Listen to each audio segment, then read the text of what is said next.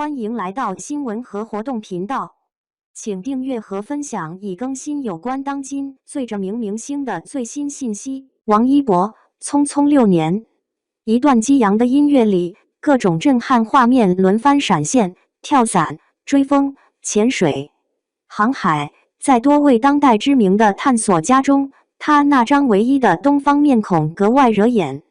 Discovery 探索频道6月发布的一支40周年庆祝宣传片，以回顾精彩故事来致敬人类精神。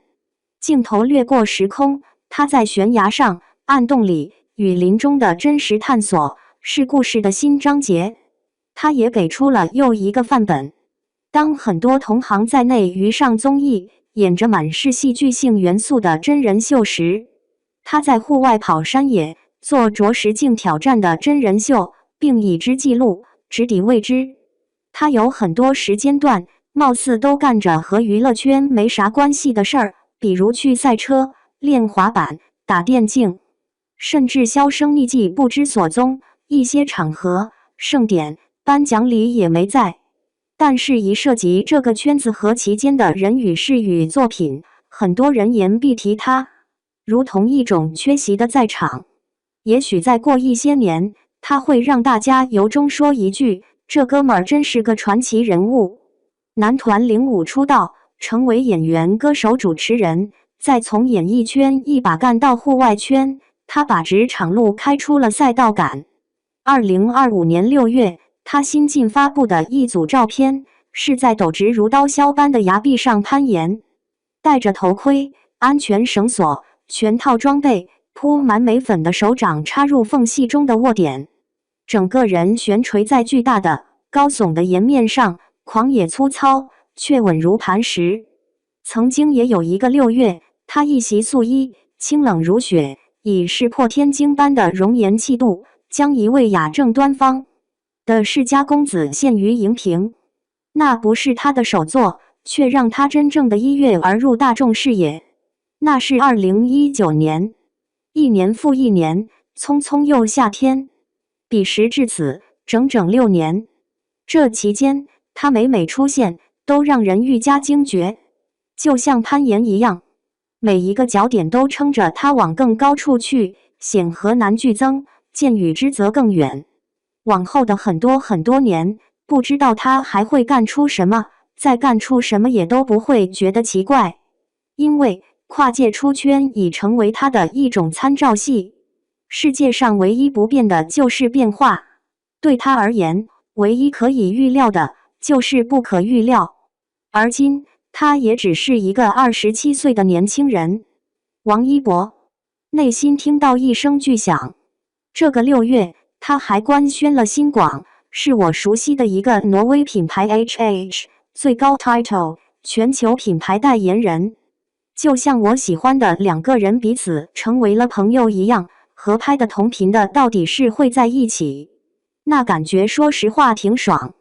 与自己欣赏的人能暗合生活的某部分，本身也像是一种独特的连接。爱滑雪的人对 HH 都不陌生，我也一样。每到雪季的周末去 downhill 时，无论是哪个雪场，那满山满谷的高手穿 HH 的不在少数。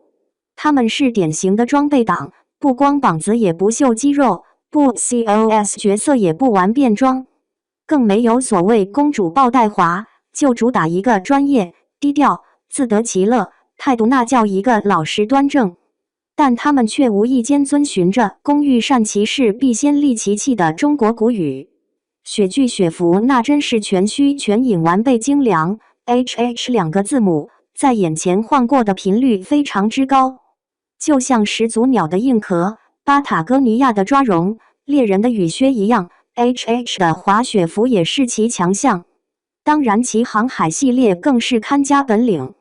要知道挪威历来以航海探险著称，峡湾、维京人、北极科考、横渡大洋，对疆界的开拓和对更多自由的追求，已渗透在他们的生活方式、产品调性和品牌精神里。我特意去看了王一博的 HH 广告片，御风而航，辽阔有质感。而他的形象，半长发，坚毅的侧脸，身形利落，加上果决的眼神和操作，那种风度气场甚至超越了街舞3时期。他根本就不需要什么引导或者铺垫才进入预想的状态，而是全凭本心，自然而然就呈现出片子所要的精髓，浑然天成。片中说，就像内心听到一声巨响，人为什么总是向往去到更远处？为了纯粹的拥抱自由，寻找新的方向。我相信这是他自己的内心独白，而不是仅仅是广告词。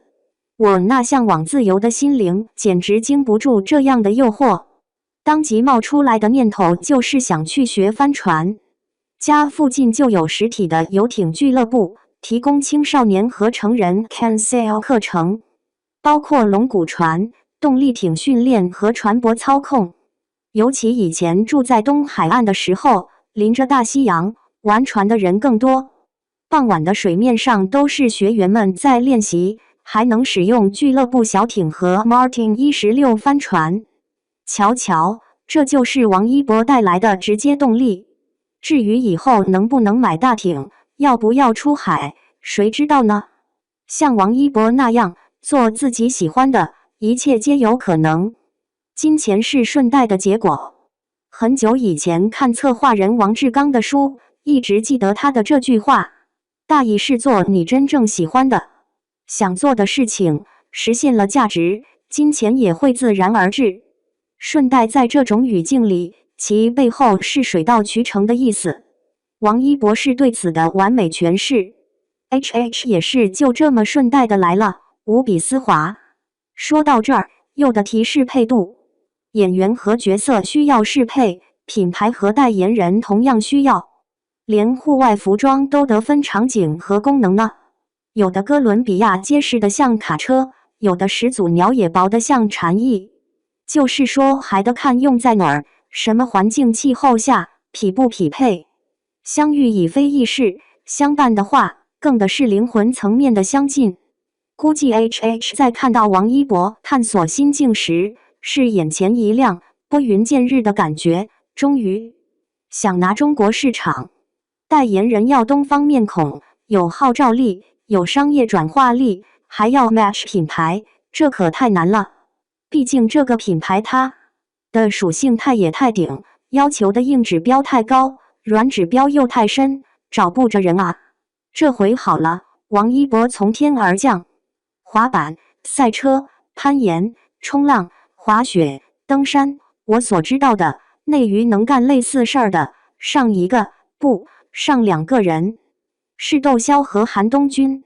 很巧，他俩也是我写过的，可见我对玩户外和极限的斜杠青年是多么偏爱。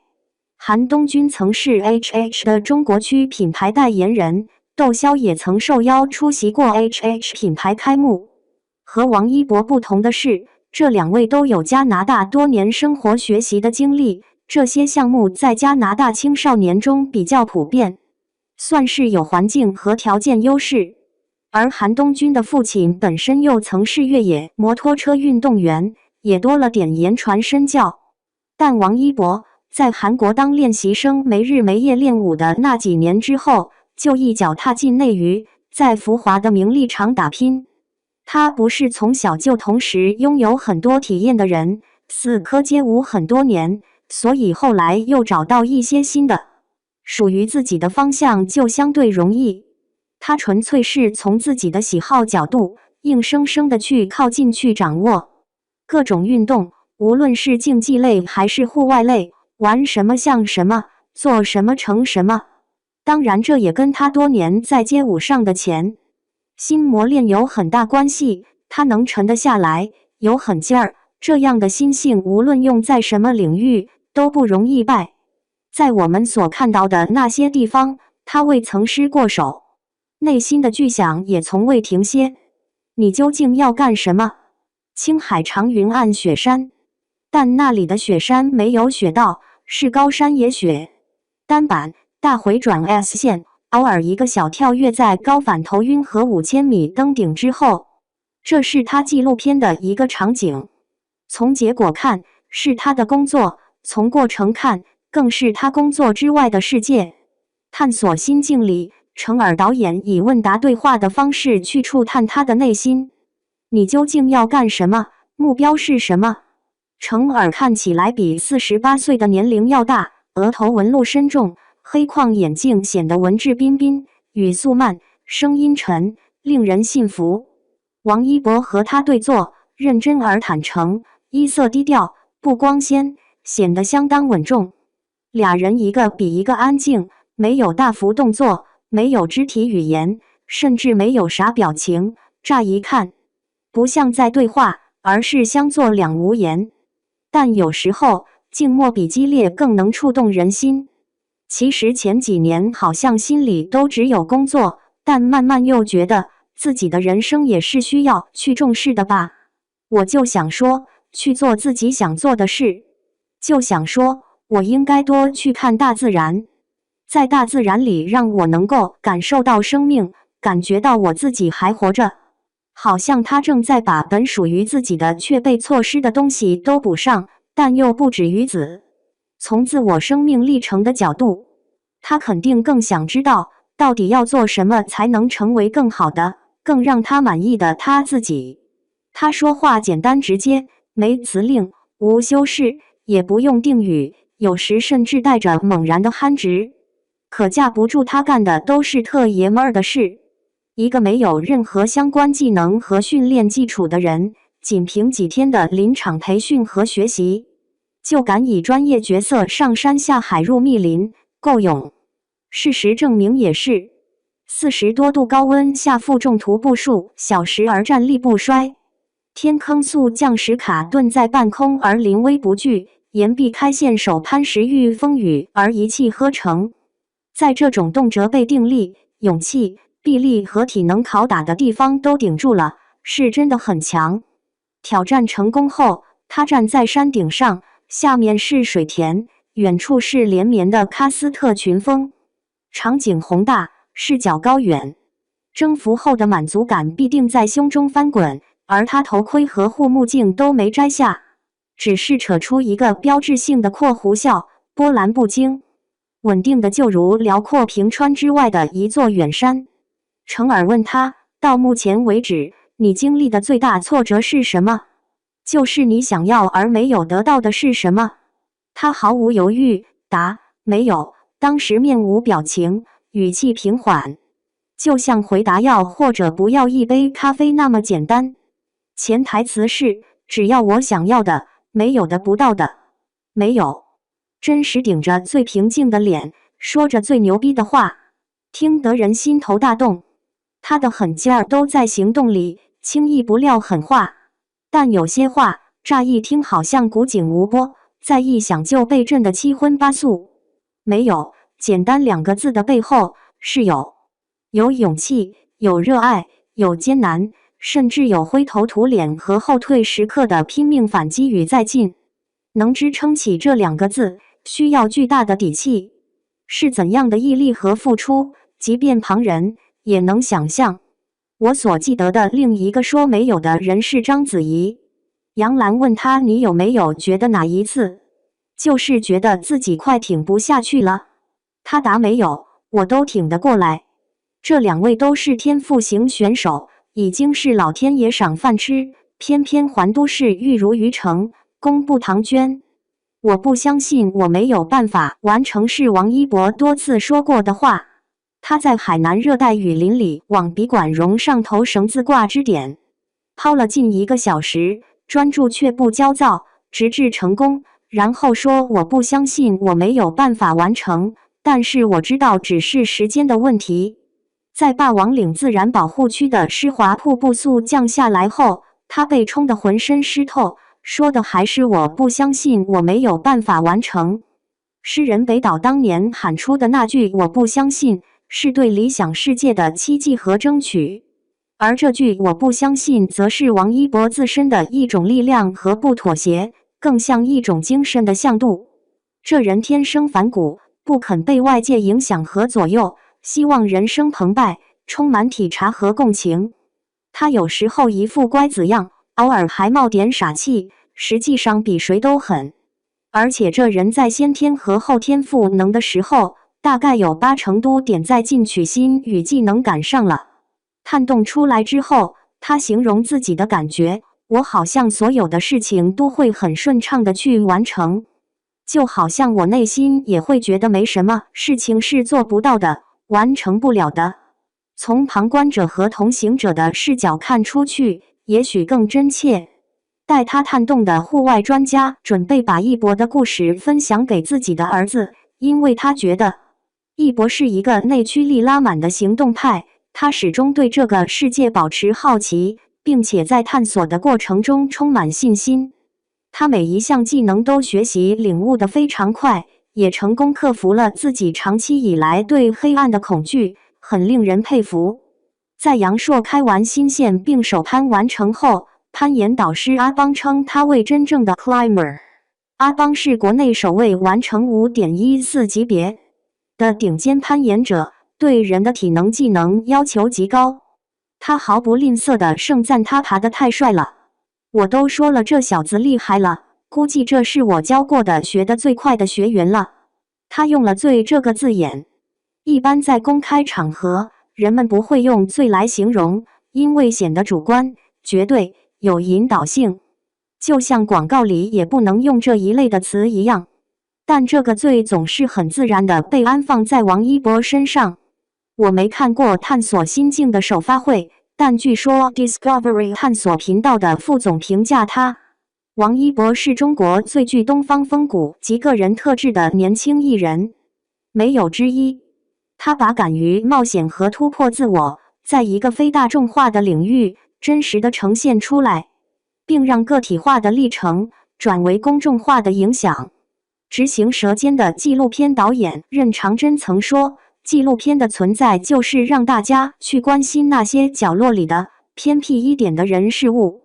王一博善于把一些非日常的东西推到你眼前，让那些与众不同被更多的人看见，然后让你意识到生命有它的深度和力量，更好更强也不再是一种虚无和想象。2025年5月21日，探索心境获得素有美国电视界奥斯卡之称的泰利奖纪录片金奖。很多时候，很多东西不可说，但是对人生的探索可说，对这个世界的深情可说。以纪录片，以任何形式，让别人看见，也让自己清楚，能去往何处，将去往何处，都是我喜欢的事。世界有时候很小，有些相遇意义重大。多年前，那个在医院边打吊针边看电视里街舞的男孩，并不知道那一刻对街舞的一见钟情，已经让命运的齿轮开始转动。当然也不会知道当时的那份喜欢，会成为他将来的职业。是的，他的出道是以男团舞担的身份。多年后，在色调暗沉却不光巧妙的演播室里，程耳对他说，最大的人生赢家是能够把小时候的兴趣当作长大之后的职业。这时，他正面对各种极限性的野外和户外环境，探索人生的更多可能。而他的街舞早已是内娱传说般的存在，并带队连获2届这就是街舞年度总冠军。仿佛命运的回环和一种回声，衔接和应答了当时并不可预见的那些相遇。几年前，他在综艺中还是第一次滑雪，第一次玩皮划艇，包括他第一次下赛道。或许当时他也不知道这些相遇会引着他深入拓展，在运动类赛道上狂奔。而今在4000米以上的高海拔滑雪，他的单板已经相当好。挑战夜潜时，直接以皮划艇为交通工具，披风斩浪半个小时登岛。在宁波的 GT 中国超跑锦标赛季前热身赛中，他和搭档获得亚军。不止小时候喜欢的，连同后来喜欢的，都成了他的职业标签。而今，他的身份是舞者和演员，也是歌手和职业赛车手。也许以后还会加上户外探索家。他的热爱都成了他的事业。他被很多人评价天赋异禀，学什么都快，又肯努力，还要强，什么都要做到极致。更牛的是，他从个人的维度叩响公众的回声，或被大马金刀的呈现，或被明目张胆的安放。所有这一切成为了王一博。然而他给出来的又远不止这些，不是街舞的炫技酷帅，不是电影的娱乐谈资，也不是户外的探险猎奇，而是精神和梦想，是青春热烈，是人生不服输。人活着最能被挑动心神的那些东西，他一一下手，如拆弹装枪一般，逐个给你演示个遍。在这众人可见可感的6年中，很多东西都发生了巨变，包括王一博自己，也从一个浓妆魅影的韩风爱豆变成了一位清淡英俊的青年，并正朝着更加硬朗的爷范儿挺进。当他穿着被汗水打湿过几轮的 T 恤和速干裤，躺在悬空于山崖外侧的吊帐上，一边临渊迎风遥望夜半星空，一边看着蚊子和老鼠飞来爬去时，曾经那个大红色西装裹身，带领女团跳舞的倦狂少年已然远去。今昔相对，反差巨大，每一时有每一时的姿态，但眼中的不驯和身上的力量始终不变。时代的滚滚前行中，他保持着自己的人生节奏和收获时节。他用二话不说，上手就干的方式，讲述爱与勇的故事，一次又一次，更深厚，更老道，更震撼。从舞台上到荧幕里，再到山河湖海间，我完全不是一个容易惊慌的人，好像面对很多困难都是比较平静去处理的。我觉得是有这个勇气在的。如果是在自己喜欢的事情上，德国当代诗人希尔德多明写过，所谓勇气就是与恐惧相拥，但在王一博这里，所谓勇气是与热爱相拥。他的生活流速不大，长情稳定，骨子里传统，看重身边的亲人朋友，就连吃这件事，他都一直保持着从小的口味，面食、牛肉汤、小酥肉这些。在野外吃着素食螺蛳粉、牛肉串，甚至吊扣在地上的饭菜，也是津津有味。但他的事业流速可见得特别大，一次次转场、换位、拉升、腾跃，这让他成了一个充满结构感的人，永远不会一马平川，而是处处高潮，并永击人心。他总是抬腿就走，用脚步写下自己的河山，并告诉我们，世界有它的样貌，但会因你而不同。他仍在继续追寻、表达、传播，没有白走的路。他说。